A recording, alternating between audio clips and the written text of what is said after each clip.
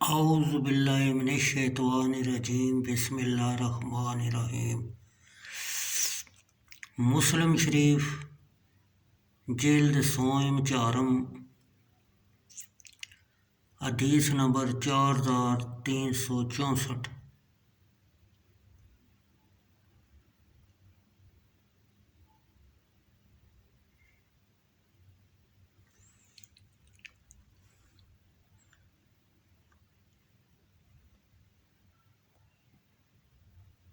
حدیث نمبر 4365۔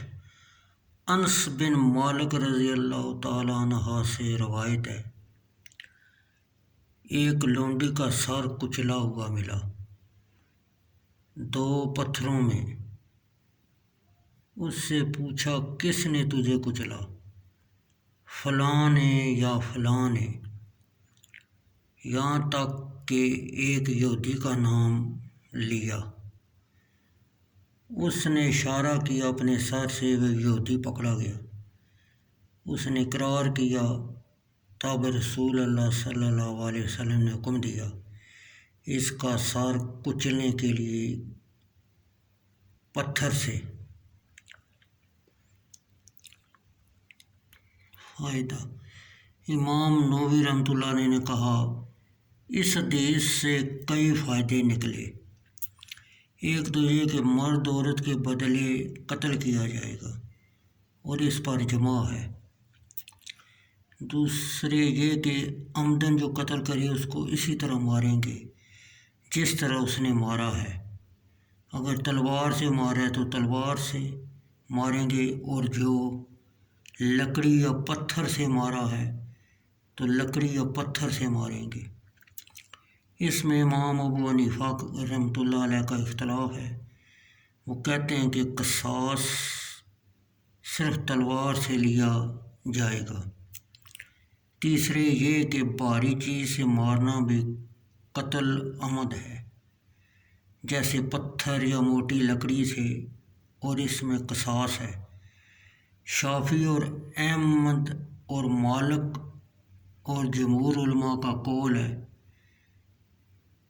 جمہور علماء کا یہی قول ہے، اور امام ابو حنیفہ کے نزدیک قصاص اسی صورت میں ہے جب دھاردار چیز سے مارے، لوہا یا پتھر یا لکڑی یا اس آلہ سے جو قتل کے لیے بنا ہے، جیسے گوپھن وغیرہ، یا انگار میں ڈالنے سے۔ اور اگر اس آلہ سے قتل کرے جو قتل کے لیے نہیں بنا ہے، جیسے چھوٹی لکڑی، کوڑا یا تمانچہ یا گلیل وغیرہ سے، لیکن عمدن مارے تو وہ بھی قتل عمد ہے۔ اور مالک رحمۃ اللہ علیہ اور لیث رحمۃ اللہ علیہ کے نزدیک اس میں قصاص واجب ہوگا۔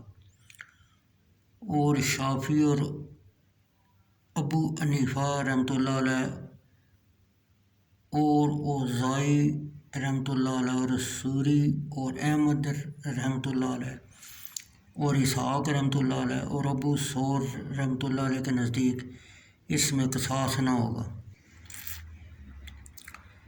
چوتھے یہ کہ مسلمان کو جو مارے اس پر قصاص ہے۔ پانچویں یہ کہ مجروح کا بیان سننا اور اسے پوچھنا تاکہ قتل کا پتہ معلوم ہو اور اس کی گرفتاری کی جائے۔ پھر اگر وہ اقرار کرے تو قتل کا ثابت ہو گیا، اور جو انکار کرے تو اس کو قسم کھانی چاہیے۔ اگر قسم کھا لے تو بری ہو جائے گا، اور صرف مجروح کے کہنے سے اس پر خون ثابت نہ ہوگا۔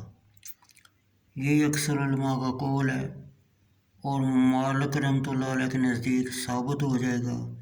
اس حدیث کی دلیل ہے، اور یہ دلیل صحیح نہیں ہے، کیونکہ اس حدیث میں دوسری روایت میں ہے کہ اس یہودی نے اقرار کیا تھا۔